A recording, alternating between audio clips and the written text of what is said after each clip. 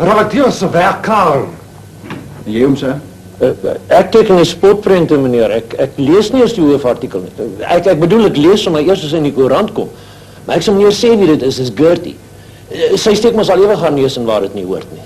Sê waar ek wil as sien as hy inkom. Ja.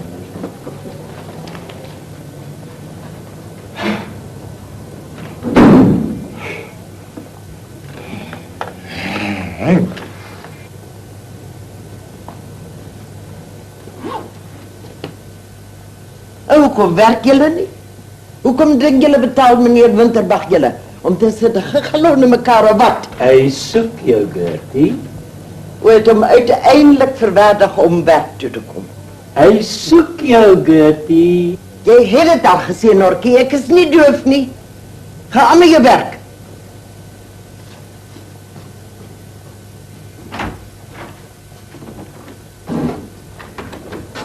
Soek jy my kind? Sal dan Andrea asseblief my hoofartikel gaan haal wat ek gistermiddag vir jou getik het. Maar jy weet mos dan Gertie gaar nooit gemors op nie, ek het het weggegooi. Weggegooi. Ek sien, maar sal jy dan so gaaf wees om vir my te verduidelik hoekom jy dit verander? Ek dit verander, maar my kind... Moenie my maar my kind nie.